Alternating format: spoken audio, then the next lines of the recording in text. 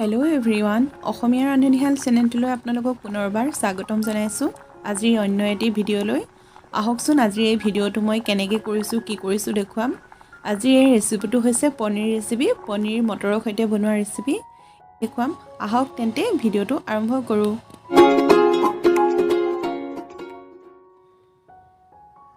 এয়া মই প্ৰথমতে কেৰাহীখন পাতি লৈছোঁ আৰু ইয়াতে মই তেল দি দিছোঁ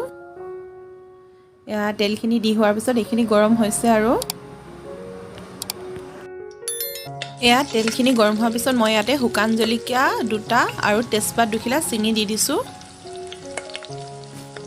তেজপাত আৰু শুকান জলকীয়াখিনি দি লোৱাৰ পিছত মই ইয়াতে দিম এয়া হৈছে আদা নহৰু আৰু পিঁয়াজৰ পেষ্ট হয় এইখিনি পেষ্ট কৰি লৈছিলোঁ এইখিনিও দি দিছোঁ এইখিনি দি লোৱাৰ পিছত মই অকণমান সময় লৰাই লৈছোঁ তাৰপিছত ইয়াতে এয়া হালধি দি দিছোঁ জোখ অনুসৰি হালধি দি কেনে আৰু অকণমান সময় লৰাই লৈছোঁ এয়া হালধিখিনি দি লোৱাৰ পিছত অকণমান সময় কম জুই দি কেনে ভাজি ইয়াতে মই পেষ্ট কৰি লোৱা 3-4টা বিলাহী দি দিছোঁ বিলাহীখিনি দি হোৱাৰ পাছত অকণমান সময় লৰাই থাকিম এনেকৈ অলপ সময় কম জুইতে লৰাই ভাজি থাকিলোঁ কম জুইতে বিলাহীখিনি ভাজি লোৱাৰ পাছত যেতিয়া বিলাহীত থকা পানীখিনি শুকাবলৈ ধৰিছে তেতিয়া মই ইয়াতে নিমখ অকণমান নিজৰ জোখ অনুসৰি দি দিছোঁ নিমখখিনি দিয়াৰ পিছত অলপ সময় ভাজি ইয়াতে মই দি দিম জিৰা দি দিছোঁ সৰু চামুচেৰে 1 চামুচমান আৰু ধনিয়াও দি দিম 1 চামুচ দি দিছোঁ জিৰা ধনিয়াখিনি দি লোৱাৰ পিছত মই আকৌ অকণমান সময় লৰাই থাকিম আৰু ধুনীয়াকৈ এই মছলাখিনি ভাজি থাকিম মছলাখিনি এয়া চব ধুনীয়াকৈ ভজা গৈছে আৰু ধুনীয়াকৈ তেলটো বিৰিঙি উঠিছে এয়া মিডিয়াম সাইজৰ আলু দুটা সৰু সৰুকৈ এনেকৈ কাটি দি দিছোঁ এয়া আলুখিনি দিও মই কম জুইতে ভাজি আছোঁ যাতে মছলাখিনি জ্বলি নাযায় কেৰাহীটোত লাগি নধৰে এয়া আলুখিনি ভাজি হোৱাৰ পাছত মই ইয়াতে অকণমান পানী দি দিছোঁ এয়া অলপ পানীখিনি দি লোৱাৰ পাছত মই অকণমান সময় কম জুই দি কেনে অলপ সময় ভাজি থাকিম আলু আৰু মছলাখিনিৰ সৈতে আলুখিনি অলপ সময় ভজা যোৱাৰ পাছত যেতিয়া পানীখিনি শুকাই গৈছে তেতিয়া মই ইয়াতে মটৰ দি দিছোঁ মটৰখিনি দি ল'ম মটৰখিনি দি হোৱাৰ পিছত মই আকৌ মটৰ আলু মছলাখিনি ধুনীয়াকৈ ভজা যায় যাতে এনেকৈ লৰাই ভাজি থাকিলোঁ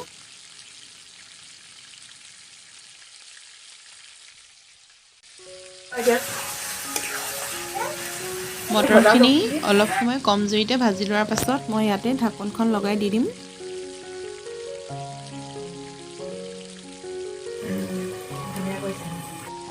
এয়া মটৰখিনি ভালকৈ ভাজি লোৱাৰ পাছত মই ইয়াতে পনীৰখিনি দি দিছোঁ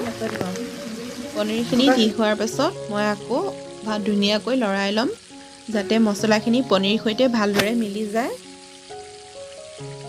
অকণমান সময় মই লৰাই ভাজি লোৱাৰ পিছত মই ইয়াতে নিজৰ জোখ অনুসৰি পানী দি দিম পানীখিনি দি লৈছোঁ এই পানীখিনি দি হোৱাৰ পিছত মই তাৰপিছতে পূৰা উতল আহিবলৈ দিম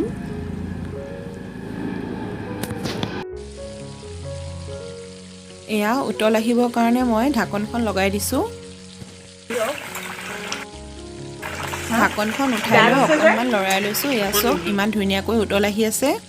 মই যিহেতু অকণমান গ্ৰেভি কৰিম সেইকাৰণে মই আৰু পানীটো শুকাবলৈ দিছোঁ এনেকৈ অলপ সময় মূৰে ঢাকনখন উঠাই মই লৰাই লৈছোঁ চাওকচোন পানীখিনি অলপ ডাঠ হ'বলৈ ধৰিছে আৰু শুকাই গৈছে এতিয়া মই ইয়াতে গৰম মছলা অকণমান দি দিছোঁ গৰম মছলাখিনি দি লোৱাৰ পিছত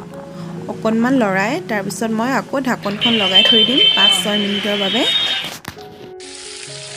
5-6 মিনিটমানৰ পিছত ঢাকনখন উঠাই মই লৰাই লৈছোঁ দেখিছেনে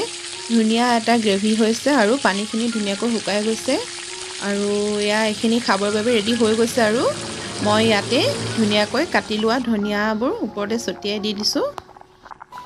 আপোনালোকৰ যদি মোৰ ৰেচিপি ভিডিঅ'টো চাই ভাল লাগিলে তেন্তে মোৰ এই ভিডিঅ'টো লাইক কৰিব শ্বেয়াৰ কৰিব আৰু মোৰ চেনেলটো যদি ছাবস্ক্ৰাইব কৰা নাই তেন্তে ছাবস্ক্ৰাইব কৰি দিব ধন্যবাদ